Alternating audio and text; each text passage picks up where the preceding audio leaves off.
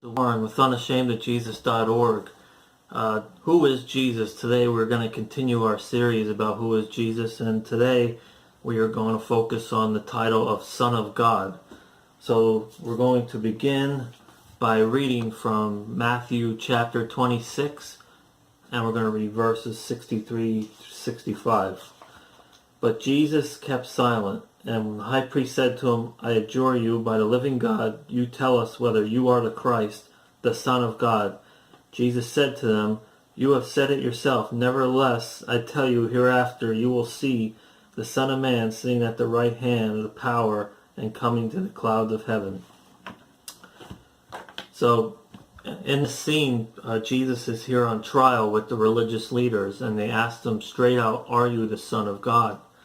And he answered them, yes, and then told them that, he's going to be sitting at the right hand of the Father. So, to understand what the title Son of God means, we need to understand what the reference is of the Father-Son relationship in Judaism.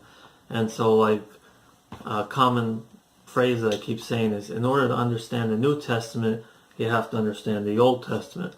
So we're going to take a look at Jewish culture of, the practice of the father-son relationship and how it relates to the right hand and the left hand.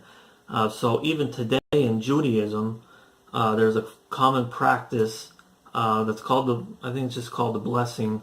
Happens on Friday evening, usually before the Sabbath. The father usually he takes his right hand, which is the right hand is the most powerful, is symbolic of the most power, and the firstborn son is obviously he inherits all of everything of the father, all the money, power, wealth, whatever the father owns of the family. The firstborn son is always he's gonna inherit all of that, so he's gonna sit at the right hand. So the Jewish father will bless the firstborn son with the right hand, and then the secondborn son, he'll bless him with the left hand. And this is seen if we go to Genesis chapter 48. So you need to understand that to understand the Son of God. And a lot of Christians, I think, really improperly, when they try to explain the Trinity, the Father, Son, Holy Spirit, the Father-Son relationship, a lot of them really give bad explanations using the Father-Son reference as, well, I, look like my Father, so therefore I am the son of, my Father, which is what they'll say is, well, Jesus looks like God, so therefore he is the Son of God. Well, it's a terrible reference because, obviously God is a spirit. God is not human. So to say that Jesus is the biological Son of God is, it's incorrect, and it's terrible theology. The Father, Son, Holy Spirit relationship is part of the Trinity. It's one God in three persons. And when Jesus references himself as the Son of God, it's more of a cultural reference to his power and authority that he has.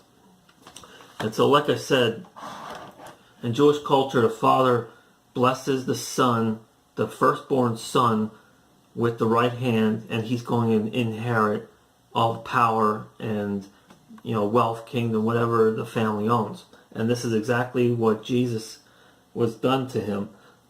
He sits at the right hand of God, and he's the only begotten son, which means one and only, unique, the word begotten. And he sits at the right hand of the Father, which means all power and authority was given to him. So, and we could reference this in Matthew chapter 28, verse 18. Jesus said and spoke to them, saying, All authority has been given to me in heaven and on earth. So Jesus confirms that all power and authority has been given to him. That's why he tells them he's sitting at the right hand of God. That's what that means, is that all power and authority is handed over to Jesus Christ. So the question is, did God ever declare that Jesus is his son? Well, yes. If you remember the baptism that John the Baptist baptized Jesus, and he came out of the water and was, then baptized by the Holy Spirit. The dove came down. Matthew chapter 3, verse 17. God said, and behold, a voice came out of heaven saying, "This is my son, the beloved, and who I am well pleased." And also, this also was confirmed at the story of the Ascension, where Jesus took, Peter and John and them up to the mountain, and they saw Moses and Elijah there, and then God also confirmed again that Jesus was his son. So this is the reference of Son of God. This is what it means, is that all power and authority, Jesus is God in the flesh. All power and authority has been handed over to Jesus. He has inherited the kingdom. He's inherited heaven and earth, the power. So I hope that makes more sense to you when you call Jesus the Son of God, because I think a lot of Christians, they call Jesus the Son of God, but they don't actually understand what it actually even means or what they're even saying. And that's why when Jesus told their religious leaders that he is the Son of God, they took great offense to it and called him, blasphemy, and ordered him to be executed because of this, because they knew exactly what Jesus was referring to. So, what about the Masonic prophecies?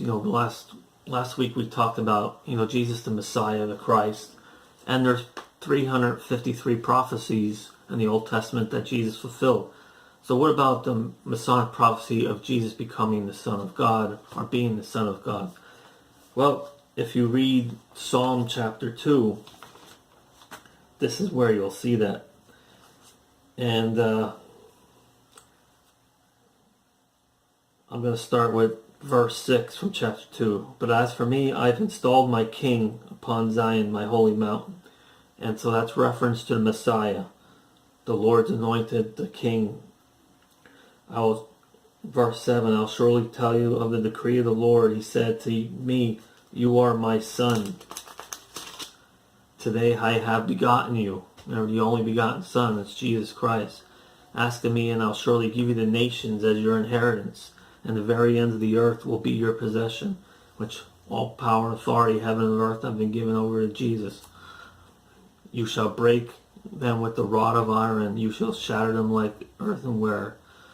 Jesus is King of Kings. He's ruler of heaven and earth.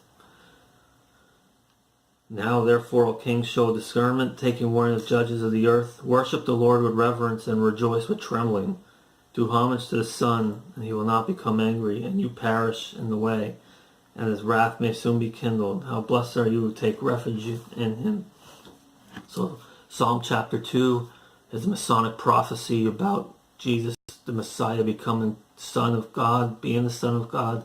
That, obviously that was fulfilled by the only begotten Son, Jesus Christ. And so I hope that, this makes sense to you, the Son of God title.